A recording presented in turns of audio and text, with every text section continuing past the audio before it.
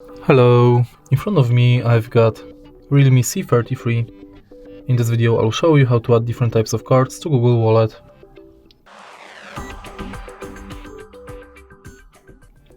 In the beginning, let's go to Google Wallet, tap Add to Wallet, and now focus on Transit Pass, Loyalty and Gift Card. Firstly, let's enter Transit Pass and select Transit Pass you would like to add to your Google account. Now you'll be redirected to a website where you have to finish the inside form.